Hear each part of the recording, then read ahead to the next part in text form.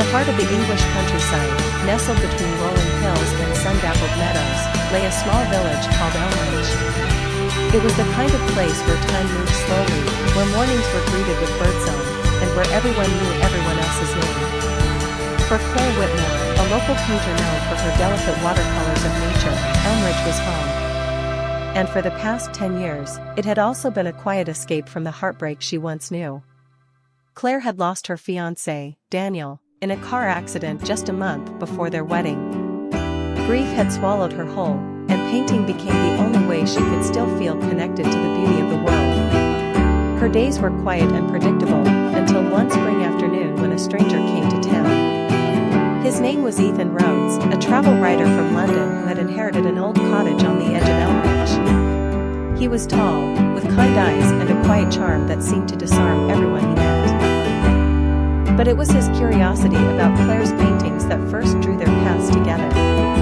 They met in the village market. Ethan was admiring a postcard print of one of her paintings, an image of a field of wildflowers under a golden sky. "That's my favorite spot," Claire said softly, surprising him. He turned and smiled. "Then maybe you could show me where it is." At first, Claire hesitated. She had grown used to solitude, to protecting her heart from any unexpected intrusions. But something in Ethan's voice, gentle, patient, sincere, melted her resolve. They walked together to the field.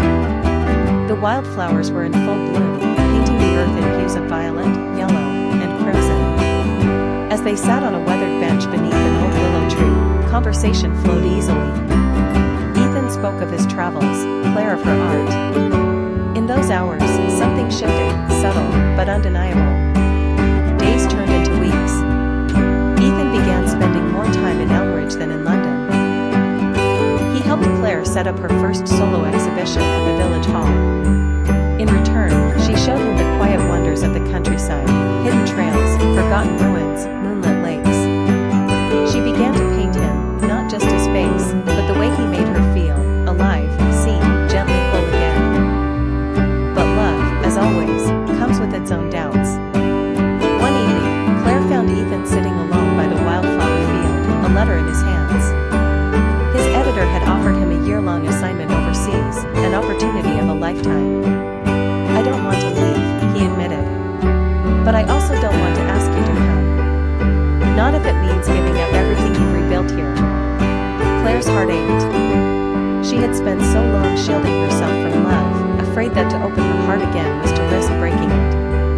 And yet, Ethan had brought color back into her world, brighter than any palette she had ever used.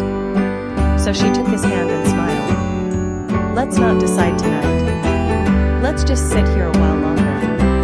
They watched the sun dip below the hills. Silence stretched between them, not empty, but full.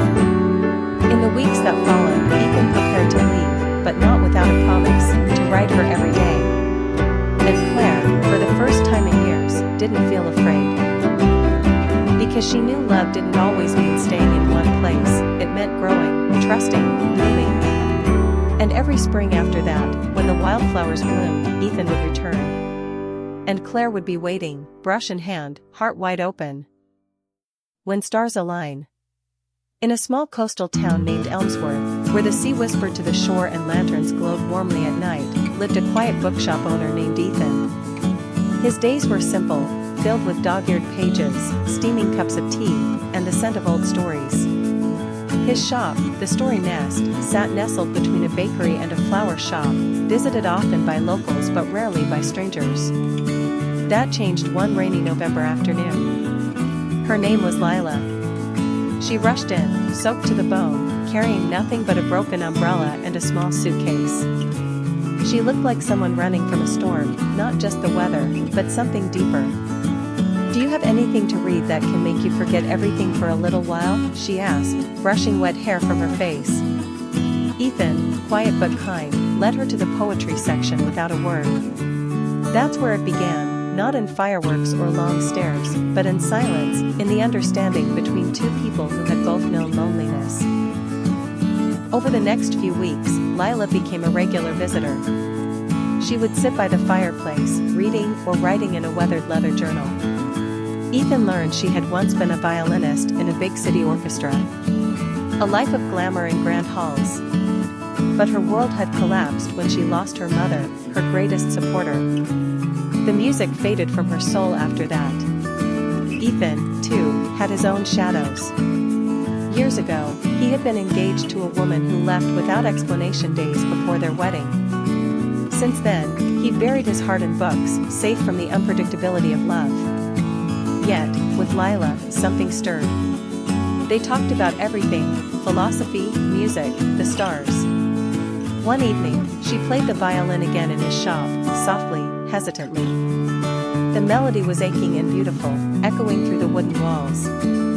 Ethan stood still, spellbound. As the months passed, their friendship grew into something unspoken, fragile but deep. She helped him rearrange the shop, he learned how to make her favorite cinnamon tea.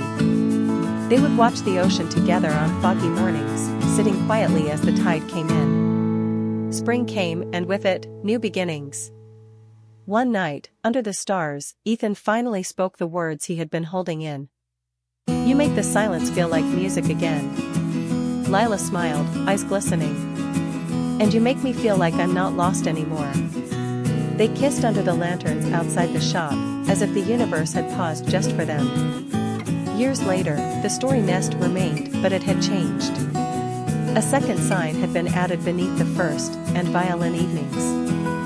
Lila played every Friday night for locals and travelers alike. Ethan served tea and smiled more than he ever had before.